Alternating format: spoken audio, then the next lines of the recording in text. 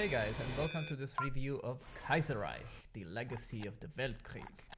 Now, first of all, let me just say that I haven't played any of the previous versions of this mod, including the one developed for Hearthstone 3, and I wasn't really aware of the backstory and ideas behind it, so this is a completely new experience for me that I've learned about while doing this review and playing the mod. The review is of version Alpha 0.8.3 of the mod, and it is currently in alpha stage, so I went easy with it when it comes to criticism, knowing that the mod does not claim to be complete or finished. But interestingly enough, even at this early stage, the mod already offers great content, and with polish, work, and more time has the potential to become even more fun to play around with. Let's start the review. Los geht's. The mod begins in 1936 and takes an alternate path to history than the one we have in the vanilla game. Germany is the biggest winner of the Weltkrieg and is the dominant power both in Europe and in the world. Almost all of Europe is under the control of Germany or is influenced by the German victory. The allies of World War I, the Entente, had been driven off the continent. France, Germany's biggest rival, is split between the radical communist Commune and the Republic of France, led by Philippe Pétain, who are holding the last French holdings in Africa and desperately trying to restore the French Republic. Meanwhile, the United Kingdom has also been devastated by the war and withdrew from it by signing the Peace with Honor agreement, which allowed it to keep most of its colonial positions while ending the war with Germany. This, however, had upset the British public, who could not contain such a humiliating defeat and installed a similar communist government to the one in France. As a result of this, the British royal family had to flee the UK, or face a similar fate of the French and Russian monarchies who did not escape the revolutions in their countries in time. George V now rules Canada, the UK's biggest colony, which is still loyal to its British masters and the Entente, and dreams of returning back to the British Isles to restore the monarchy and the honor of the royal family. India, the British jewel, is now split between remains of the Entente and bickering princely states, all of whom want to control the Indian subcontinent and its riches. Russia, just as in our timeline, has overthrown its monarchy and almost fell to the communists, but this was averted due to German intervention, who did not want to be surrounded by similarly ideological countries and risk encirclement. The Russian Republic is a house of cards which can break at any moment, and Germany will have to decide how to keep it together to avoid upsetting the delicate power balance it has constructed in Europe. The former Russian lands of Ukraine, Belarus, as well as the Caucasus and the Baltic countries are under firm German control as puppet states and are ruled by the German nobility. And across the Atlantic, the United States, that has stayed out of the war, is feeling the effects of another economic recession coming. This, coupled with the political instability caused by the attempts to hold a stable democracy in a world which is dominated by autocratic and communist regimes, has the potential to lead the USA into another civil war. And last and least, I should mention Austria-Hungary, which is barely holding all the nationalism boiling in this unnatural union, and the Ottoman Empire, which is still the sick man of Europe. So this is a summary of the Kaiserreich story. There is much more background and lore to discover in the mod, and in your first playthrough you might find yourself enjoying reading all of this information, which is presented as biography snippets when you hover over a portrait of a certain country leader or general. For the purpose of this review, I have played the German Empire, the Russian Republic, and the Union of Britain. So my whole experience of the mod has been based on these three countries, and if you play a different country, your experience might be a bit different. So first of all, let's talk about the map in the mod. The map has been changed quite a bit. Africa, which is now controlled mostly by Germany and France. In Asia, we have mostly Japanese influence, German influence, and the Chinese warlords, all trying to control China. In most games, I have seen Mongolia take over the Chinese region, and sometimes they would join Japan, and sometimes they would fight Japan for it. India, as I have mentioned previously, is divided between the Dominion of India, which is allied with the Canadian English government, ruled by His Majesty George V. We have the princely states, which is kind of like a confederation of the various princely rulers. And we have the Bharatiya Commune, which is a communist alternate government in India trying to take over the subcontinent. In the Middle East, we have the Ottoman Empire, which has survived the Weltkrieg, but as in our timeline, is crumbling from within, trying to contain all the various nationalities within it and losing influence slowly in Africa. The Arabian subcontinent is mostly fought between Yemen, Najd, and Jabal Shammah, which are the Bedouin tribes that are trying to control this subcontinent. In most games, I have seen Saudi Arabia being formed by a victory of Najd. In Europe, Germany is dominating Eastern Europe, with the Kingdom of Ukraine being ruled by a Habsburg monarch. The Kingdom of Belorussia is also ruled by a Hohenzollern. The Caucasus are split between the Don-Kuban Union, Azerbaijan, Armenia, and Georgia. And these are a target for Russia if it becomes stable, but can be protected by Germany and could lead to a potential conflict.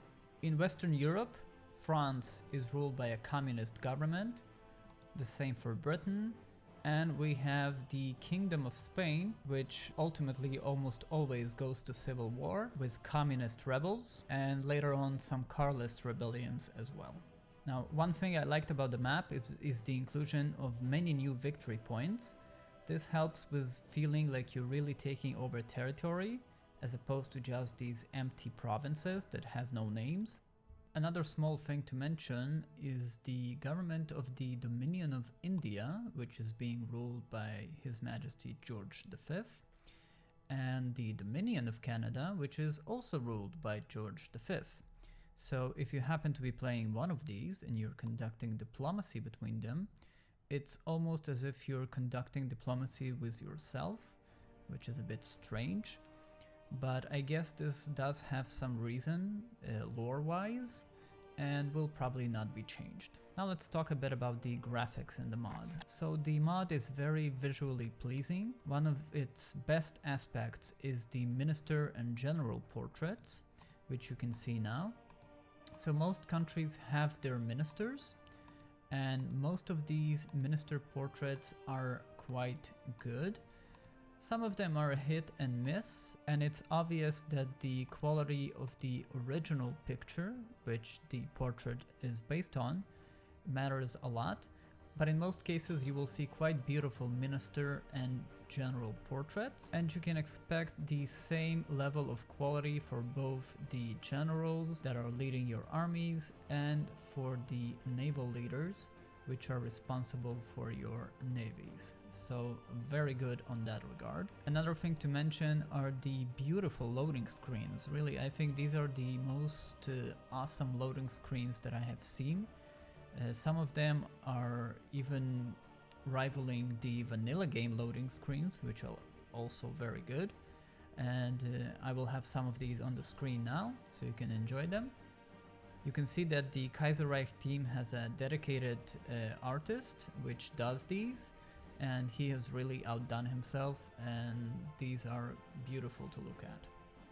Another graphical aspect which is very pleasing to the eye are the focus tree icons. Now, some of these are reused, but others are new. Some are completely new, some use new elements. And really, as you go through these focus trees, you will encounter some really original ones, and these are also quite pleasing and enhance the gameplay. One more thing which I liked about the interface is the inclusion of this party popularity indicator here at the top bar. This shows you the popularity of your party, and to me, I think that this is a feature which should be in the vanilla game as well, since we are talking about a battle of ideologies here, and the popularity of your political party is quite important for maintaining the control over each country. So a very nice inclusion with that one. Now, two things which I didn't like about the graphics. First of all, the indicators or the icons for the political parties are a bit, I don't know, it's like they're too complex, right? So in the vanilla game, we have a very clear distinction between the various ideologies. And here, for example, so you have this one for social liberals and for democratic parties. You have this one for the syndicalist, I hope I'm pronouncing that correctly, the communist parties. You have this one which is to indicate some kind of authoritarian democracy.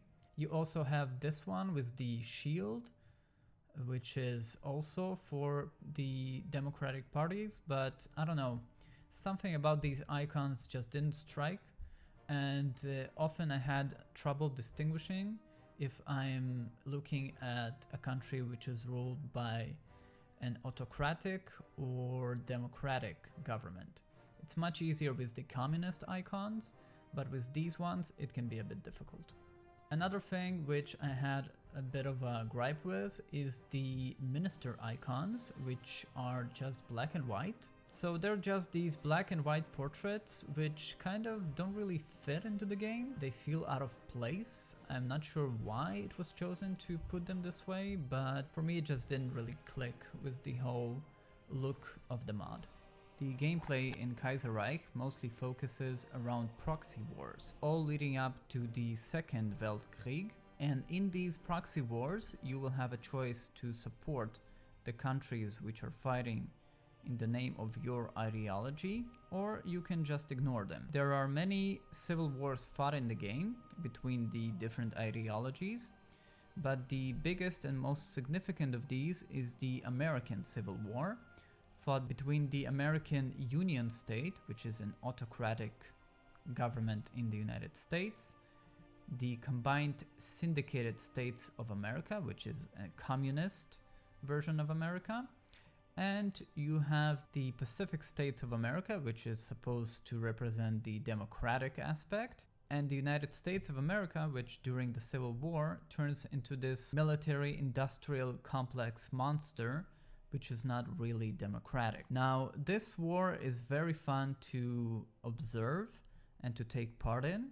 And by taking part, I mean that you can either play one of these nations or you can do your best to help one of these sides to win. Now, unfortunately, the downside about this is that, well, you will be able to do a lot of land leasing.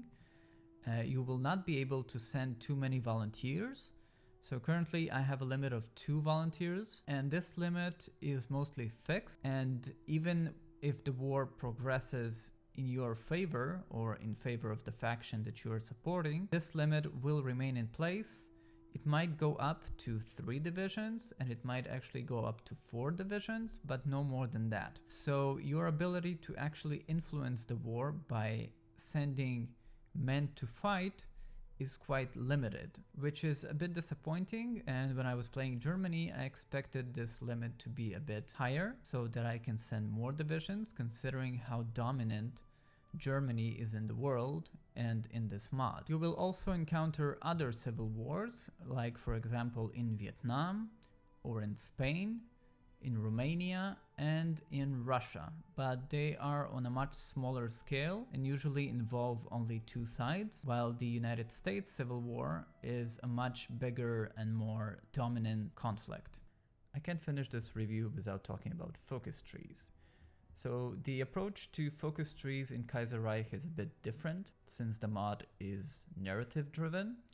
You will often find focus trees completely locked, and you will not be able to actually use them for a while until a certain event happens in the mod. They do tend to be quite detailed and are structured well.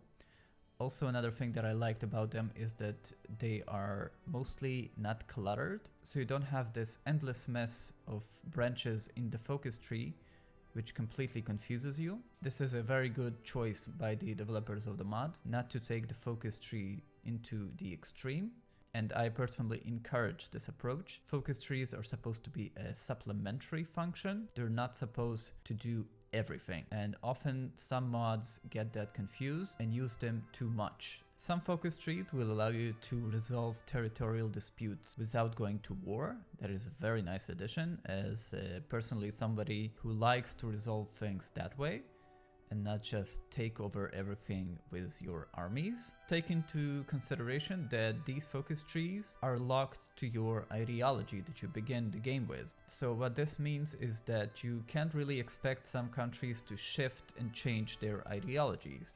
And that makes sense, since again this is a narrative driven mod, so things are more fixed than you might be used to in the vanilla game. This ideological lockdown is often resolved by having countries split into several countries which coexist at the same time.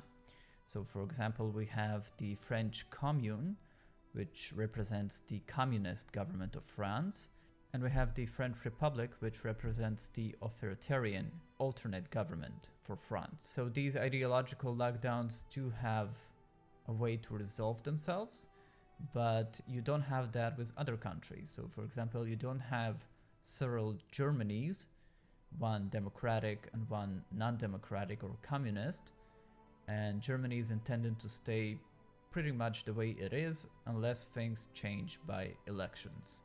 One last thing to note is that I have encountered some cases where focus trees are incomplete. For example, the German focus tree has a certain branch where some focuses actually don't do anything, and you do get a warning about that, but I actually found the warning to come too late, since if we look at here in the Europarat focus branch, I came all this way expecting for these focuses to do something, and only when I hovered over them I realized that they don't do much. So the warning about the focus tree being incomplete is a very good addition. I like that.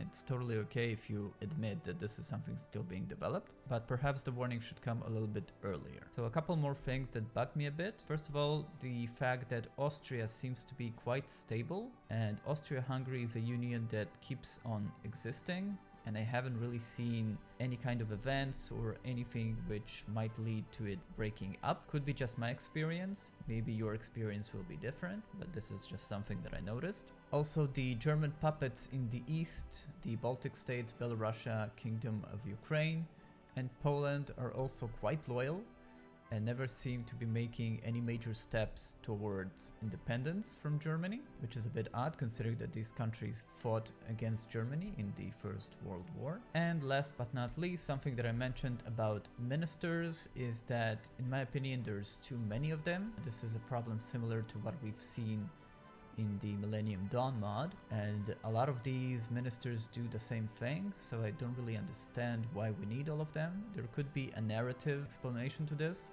but honestly I don't think that you actually need all of these, since when you want to change a minister you want to get some bonuses, and if I want to get these bonuses, what I would prefer is to have a very clear way to know which minister gives me which bonus, and just get that minister and get the bonus and be done with it. In how things are built currently, it means that I really have to start looking for the exact minister that will give me the bonus that I want. As I said, there are duplicates, right? So some of them do the same thing. That increases the time that I have to spend looking for the bonus that I want, and to distinguish between the ministers to make sure that I'm getting the bonus which I was aiming for. Now the upside to this is that, unlike other mods, the layout of the ministers is quite good, right? So they're spaced and they don't seem as cluttered as they seem in other mods. So that is a nice way to offset the clutter. So I think we can summarize the review. First of all, the mod has a great backstory and presentation of it. Besides having a great narrative, it's also important that you somehow present it. And there's a lot of information to tell the player, and the mod does this in a very good way. Also, there's a very believable alternate history scenario here, which is very nice to play and gives you a new approach to the game. One of the best aspects of the mod are the Proxy Wars and the battle between ideologies, and how you can partake in that without necessarily being directly involved. Also, the mod shines a light on nations that you would usually not be playing much in the vanilla game, like the Central American countries, which unfortunately I just haven't had the time to play in time for this review. But looking at their focus trees and how developed they are, it seems like you can have a great fun playing those as well. The mod has great graphical content, and as I mentioned, the loading screens and the ministers are a joy to look at, and I'm sure that it will get even better with future versions. The only downsides that I can mention for this summary is that the mod needs more starting game content. So often when you start playing and your focus trees are locked, it can get a little bit boring, and this can probably be supplemented by decisions and other aspects of the game which could keep the player busy and make him ready for the second Weltkrieg, which is the main purpose and goal of this mod. Also, the second Weltkrieg does tend to be a bit underwhelming. It doesn't always encompass the whole world, and some countries get squashed way too fast, but this is something that can be resolved in future versions by balancing and adding more touch to countries. So that was it, guys. I hope you enjoyed this review. Let me know what you think about it in the comments. Maybe you had a different playing experience and there are other countries which you might recommend playing, which I haven't really discovered yet. Give this video a like, it will help spread the word about it and let other people know about Kaiserreich and how great of a mod it is. And I will see you guys in the next one. Thanks for watching. Bye.